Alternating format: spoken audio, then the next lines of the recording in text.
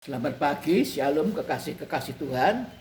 Renungan singkat firman Allah pada pagi hari ini yaitu ketika kita menghadapi tekanan yang berat atas jiwa kita, jangan sampai jiwa kita ini tertunduk lesu, tetapi jiwa kita harus bangkit, kita angkat di hadapan Tuhan. Kita minta pertolongan Tuhan. Kita membaca Mazmur pasal 25 ayat yang ke-1 sampai ayat yang ke-4 sebagai berikut. Dari Daud, kepadamu ya Tuhan, ku angkat jiwaku. Allahku, kepadamu aku percaya. Janganlah kiranya aku mendapat malu. Janganlah musuh-musuhku beria-ria atas aku. Ya, semua orang yang menantikan engkau takkan mendapat malu.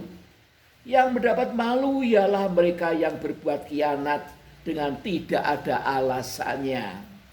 Beritahukanlah jalan-jalanmu kepadaku ya Tuhan. Tunjukkanlah itu kepadaku. Amin, puji Tuhan. Inilah sikap hatinya Daud ketika Absalom, anak yang sangat dicintainya itu, memberontak dan memproklamirkan dirinya menjadi raja di Hebron. Ini sangat mengejutkan Daud. Ini merupakan pukulan yang berat bagi jiwanya Daud. Jiwanya Daud menjadi patah, menjadi kecewa, menjadi begitu sedih. Dan Daud sangat dipermalukan karena dia sebagai raja yang sangat dihormati di Israel, tapi ternyata anaknya sendiri memberontak kepada dia. Jiwanya menjadi patah, menjadi tertunduk, putus asa, kecewa, campur aduk jadi satu. Tetapi Daud tidak mau terus-menerus dalam keadaan yang demikian. Daud tidak mau dikalahkan oleh roh intimidasi. Daud tidak mau mengalami depresi mental. Maka dikatakan, kepadamu ya Tuhan, ku angkat jiwaku. Jadi jiwa kita sendiri yang harus mengangkat, ya. Dan ini membutuhkan suatu perjuangan, membutuhkan ketekunan. Tidak mudah mengangkat jiwa yang sudah kacau, yang sudah merasa kecewa, putus asa, putus harap, sedih, kembali bangkit. Tidak mudah. Ini memerlukan satu ketekunan. Daud harus kembali membaca kitab Taurat. Daud itu kesukaannya yaitu merenungkan Taurat Tuhan siang dan malam. Untungnya sudah punya gaya hidup yang demikian. Sehingga untuk mengangkat jiwanya kembali, Daud tentu tidak terlalu sukar. Daud dia paksakan diri untuk konsentrasi kepada firman Tuhan, membaca Taurat Tuhan, minta pengurapan Roh Kudus, minta pewahyuan yang baru, maka jiwanya mulai terangkat. Jiwa itu adalah pikiran, perasaan dan kehendak kita. Kalau jiwa kita lumpuh berarti pikiran kita sudah tidak bisa bekerja lagi dengan baik, sudah berantakan, kemauan kita juga sudah tidak ada. Ya, letih, lesu, perasaan kita cuma perasaan yang pahit, itu menghancurkan diri sendiri. Maka kita harus mengangkat jiwa kita. Ayat yang kedua, Allahku, kepadamu aku percaya. Janganlah kiranya aku mendapat malu. Janganlah musuh-musuhku beria-ria atas aku. Memang saat itu Daud sebenarnya sudah sangat dipermalukan. Ya, karena anaknya yang dicintainya itu berontak. Ini sangat memperlakukan. Haleluya, di hadapan bangsa Israel sangat mempermalukan, ya.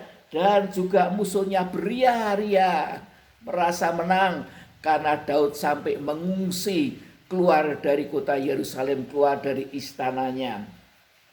Ya, semua orang yang menantikan engkau takkan mendapat malu. Yang mendapat malu ialah mereka yang berbuat khianat dengan tidak ada alasannya. Ya. Daud percaya walaupun pada waktu itu sangat dipermalukan, tetapi Allah berkuasa mengubah situasinya menjadi dipermuliakan. Oleh karena itu Daud senantiasa menanti-nantikan Tuhan.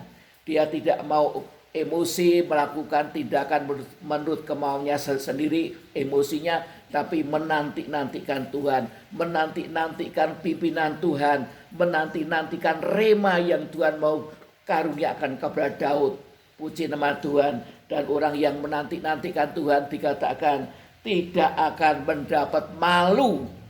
Ya, demikian juga hidup kita ini ya. Kalau kita ingin mengalami kemuliaan dari Tuhan, maka kita harus punya gaya hidup menanti-nantikan Tuhan. Gunakan setiap hari ada waktu untuk menanti-nantikan Tuhan dalam membangun keintiman dengan Tuhan. Kemudian dikatakan ayat yang keempat, beritahukanlah jalan-jalanmu kepadaku ya Tuhan, tunjukkanlah itu kepadaku. Ya, beritahukanlah jalan-jalanmu kepadaku ya Tuhan, tunjukkanlah itu kepadaku. Ya, dalam bahasa Ibrani-nya ditulis yada.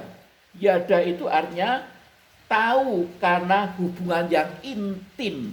Ya, jadi Daud ini haleluya menantikan petunjuk Tuhan, pimpinan Tuhan, jalannya Tuhan diberitahukan kepada dia dengan membangun keintiman kembali kepada Tuhan.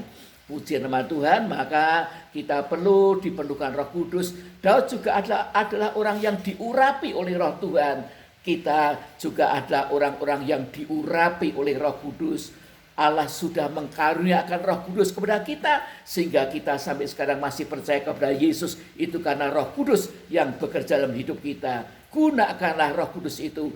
Minta petunjuknya, minta dipenuhkan lagi oleh Tuhan. Mungkin kita sudah mengalami kekeringan rohani, kita harus minta dipenuhkan dengan Roh Kudus, diurapi, disegarkan kembali, sehingga kita hidup ini selalu menempuh jalan-jalannya Tuhan yang Tuhan sudah rancangkan atas hidup kita.